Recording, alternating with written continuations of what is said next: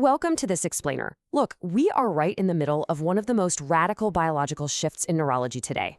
Literally, for over 200 years, our understanding of Parkinson's disease has stayed pretty much exactly the same. But right now, that entire understanding is being completely rewritten from the ground up. We are moving from a world where we just had to sit around and wait for a physical symptom to show up to one where we can actually track the microscopic biology of the disease in real time. I'm so incredibly excited to take you through this because, honestly, it reframes everything. How the brain works, how this disease progresses, and exactly how we are building the future of treatment. Okay, let's dive into this. Think about it. Ever since James Parkinson back in 1817, we've diagnosed this condition the exact same way, waiting for a tremor, right? It was an entirely clinical diagnosis based on what you could see on the outside.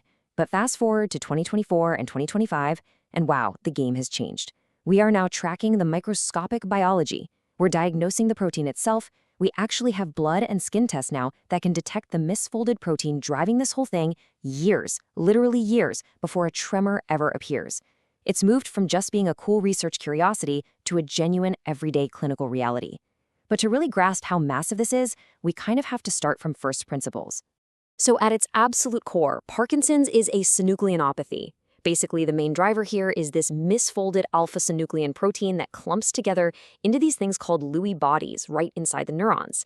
At the end of the day, this is a protein problem. And this specific protein problem progressively destroys the dopaminergic neurons in a part of your brain called the substantia nigra. As you probably know, that's the crucial part of your basal ganglia circuit that governs the initiation and the smoothness of all your movements.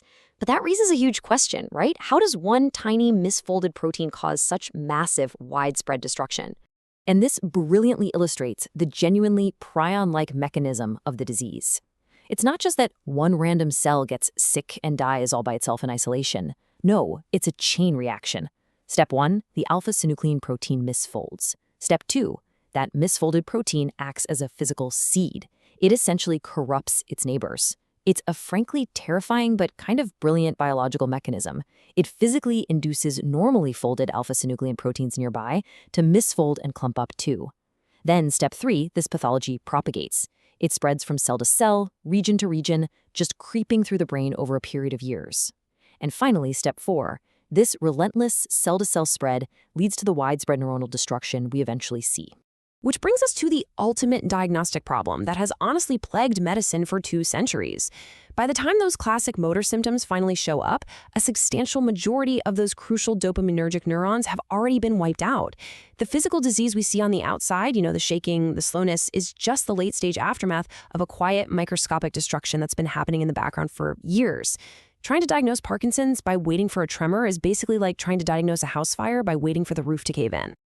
All right, let's look at the biomarker revolution. This right here is the transformative shift, the alpha-synuclein seed amplification assay, or ACE-SSA. I mean, this test is an absolute marvel of modern biology. Because that misfolded protein acts like a bad seed corrupting other proteins, scientists actually figured out a way to recreate that exact corrupting process in a lab setting. They can take a tiny sample of spinal fluid, skin tissue, or even blood, and if there are even minute, microscopic quantities of that misfolded seed-competent protein present, boom, the assay amplifies it into a clear, highly detectable signal. We can finally see the spark, way before the fire actually spreads. Now, what's really interesting about this slide is that staggering 90% figure. Current data is showing that the diagnostic performance of this SAA test has a sensitivity and specificity both approaching or even exceeding 90% across multiple sample types.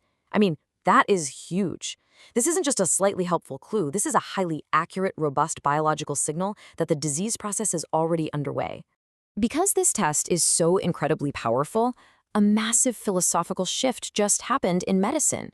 In early 2024, a multi-stakeholder international group published the very first biological staging system for Parkinson's disease, and the FDA has actually formally supported its use in clinical trials. This framework stages the underlying neuronal disease process itself using that SSAA biomarker, completely independent of whether the patient actually has any motor symptoms yet. Think about that. We are officially moving from defining Parkinson's by what a patient's body does to defining it by a measurable biological signature. Now, sure, while this is mostly for research and clinical trials right now to help accelerate new therapies, the direction we're heading is unmistakable. This is the future of diagnosis, for sure. So what does this mean for the invisible timeline and the clinical reality? Let's move to and see how this builds across a patient's lifespan. If you look at year 0 on this timeline, that's when the classic motor symptoms emerge and that traditional diagnosis happens. But trace it back with me. 5+ years before that tremor, we can now detect the disease using the SAA biomarker. And if you go back even further, a decade or more before year 0, patients very often experience these prodromal non-motor features. We're talking about acting out dreams, losing your sense of smell, or dealing with chronic constipation. These are symptoms that often just get brushed off, but the disease has actually been leaving breadcrumbs for over a decade. The tremor is actually a very late-stage event. That being said, for the vast majority of patients you might encounter today, the everyday diagnosis is still very much grounded in the classic clinical picture. The foundational feature is always going to be bradykinesia, alongside classic signs like a 4 to 6 hertz pill-rolling resting tremor or that distinct cogwheel rigidity. And there are 2 massive clinical clues for idiopathic Parkinson's to always keep in mind. Asymmetric onset, meaning it starts noticeably on one side of the body, and a really clear, sustained positive response to levodopa medication. Knowing those specific clues is vital, honestly, because there are atypical Parkinsonian syndromes out there that mimic the disease, but they have fundamentally different underlying pathologies and, unfortunately, much worse prognoses. If a patient lacks that asymmetry, doctors really have to pivot and look at this list. Progressive supranuclear palsy, multiple system atrophy, corticobasal degeneration, or even reversible drug-induced Parkinsonism. And this is exactly why precision in clinical observation remains so incredibly important, even in this new age of biomarkers. Now, let's talk about the next generation of treatment for 2024 and 2025. For decades, levodopa combined with carbidopa has been the single most effective treatment we have for motor symptoms. The carbidopa basically acts as a bodyguard, right? It prevents the levodopa from breaking down in the body so it can actually reach the brain and replace that lost dopamine. It is incredibly effective. However, there is a sobering long-term trade-off here. Chronic use of oral levodopa pills predisposes patients to disabling motor fluctuations. As those pills wear off between doses, the symptoms crash back hard. And over time, patients also develop dyskinesia, which are those uncontrolled involuntary movements.